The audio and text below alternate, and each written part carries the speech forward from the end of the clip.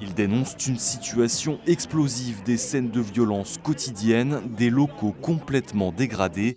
Le personnel du foyer de l'enfance du Mans est à bout, à tel point qu'une de ses éducatrices accepte de témoigner à visage découvert. Ce sont des enfants qui ont des grosses difficultés familiales, qui arrivent en état de souffrance. Sauf qu'ici, c'est un ghetto. On réunit tous les enfants qui sont en état de souffrance avec différentes pathologies qui se rencontrent.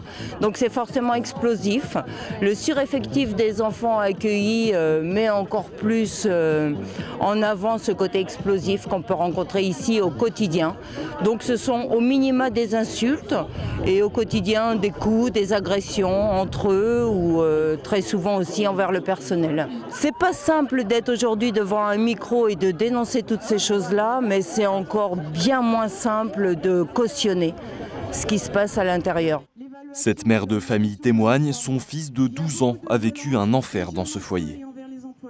On l'a incité à boire, à fumer. Après, j'ai mon fils qui s'est retrouvé à l'hôpital à cause d'un nez fracturé. J'ai eu mon fils aussi qui a fait des tentatives de suicide vis-à-vis d'ici. Il se coupait les veines. J'ai aussi failli le perdre, il a failli passer sous un train parce qu'il y a trop de fugues ici, il n'y a pas de sécurité. Donc moi, ce que je demandais, c'est qu'ils soient en sécurité, mais ils ne l'est pas. Maintenant, je demande que ce foyer, soit il y a de la sécurité, soit qu'il se ferme. Pour le personnel, les dysfonctionnements sont nombreux, équipe en sous-effectif des enfants parfois délinquants ou atteints de troubles et de pathologies, écart d'âge trop important, des jeunes en sureffectif. Certains demandent même une fermeture du foyer, le temps de revoir complètement son fonctionnement.